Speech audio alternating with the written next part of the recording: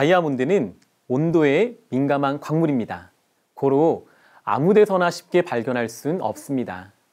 다이아몬드 암석권을 찾기도 어렵지만 채굴하려면 150에서 250km 정도를 파야 한다고 하죠. 다이아몬드 1캐럿은 0.2g입니다. 대략 1캐럿의 다이아몬드 원석을 발견하려면 깊은 땅 속에서 256톤의 광물을 채굴해야 된다고 해요. 어마어마하죠? 여기서 끝은 아닙니다.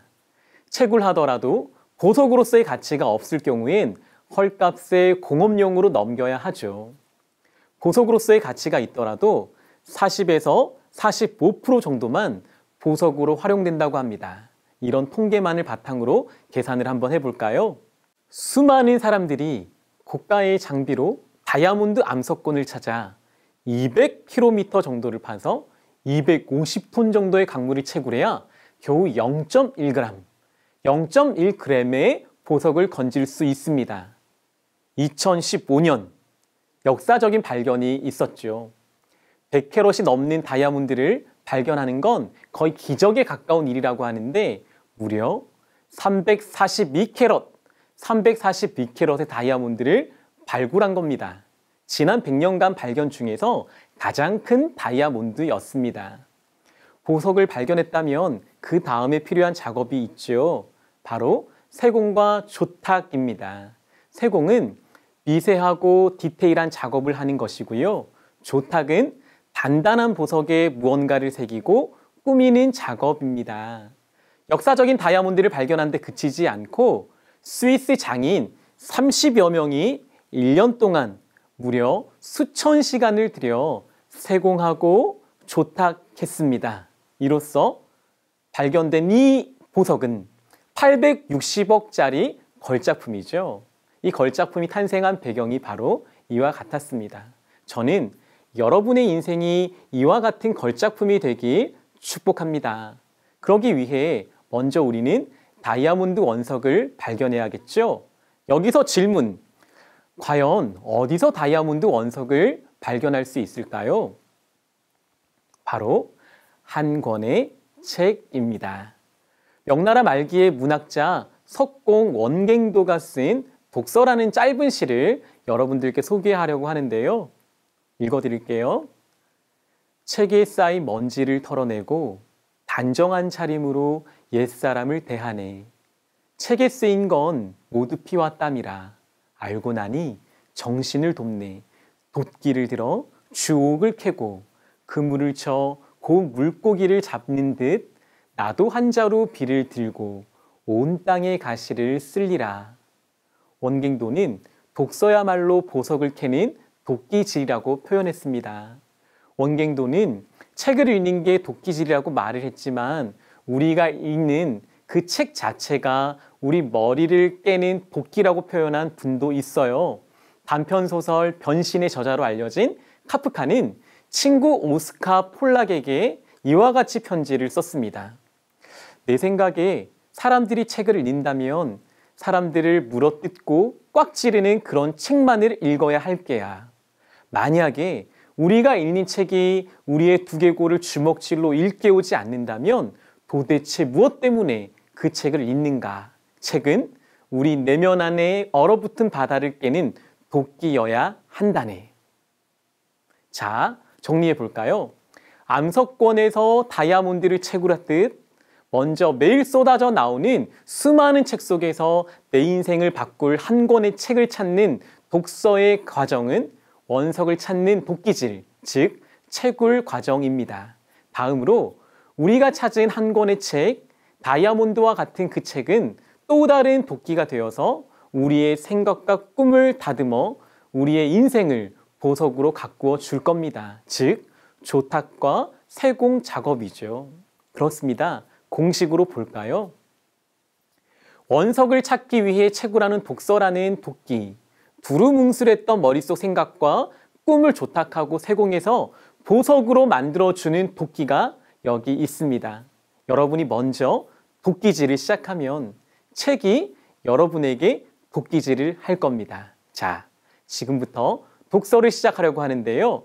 여기서 또 한 번의 질문이 생기죠. 독서해야 한다는 건 알겠는데 어디서부터 어떻게 시작해야 할지 모르겠어요. 이 질문에 답을 하기에 앞서 지난 시간 소개했던 정약용의 이야기를 해드리려고 합니다. 다산 정약용은 경기도 광주에서 태어났고요. 14세에 아버지를 따라 한양으로 상경했습니다. 그는 어려서부터 책을 많이 읽었던 다독가였는데요. 16세가 되던 해 암석권에서 원석을 발견하듯이 한 권의 책을 읽고 학문에 대한 뜻을 정하게 됩니다. 그 책이 어떤 책이냐고요? 성호학파의 수장 성호이익의 글이었습니다. 그 뒤로 성호이익을 따르는 성호학파 사람들과 교류하기 시작했고요. 인생의 멘토, 인생의 스승으로 성호이익을 따르기 시작한 거죠. 성호이익은 질서독법이라 부르는 독서법으로 유명한 인물입니다. 질서가 뭐냐고요? 질서란 책을 읽을 때 깨달은 바가 있으면 잊지 않기 위해 재빨리 써두는 것을 말합니다. 다시 말해 독서를 통해 원석을 발견하면 재빨리 기록하는 거죠. 이익은 수많은 책을 읽고 깨달은 원석을 기록하기 시작했지요. 그가 기록한 여러 메모들은 한 권 한 권의 책이 되어 출판됩니다. 질서독법을 통해 약 100여 권의 책을 남겼는데요. 가령 사서삼경이라고 하는 고전을 읽고요. 사서삼경 질서를, 가래라고 하는 책을 읽고요. 가래질서라는 책을 남긴 거죠. 여러분도 잘 알다시피 정약용은 약 500권의 책을 집필한 인물입니다. 어떻게 그럴 수 있었냐고요? 저는 그 시작이 그가 인생의 스승으로 모신 성호이익과의 만남이라고 생각합니다. 스승과 어떻게 만났죠? 16세 때 성호이익이 쓴 한 권의 책을 통해 만났습니다. 우리는 지난 시간 나만의 학교를 만들어 보았죠. 내 인생의 스승, 내 인생의 멘토로 삼고 싶은 인물들을 교수로 선정을 했습니다.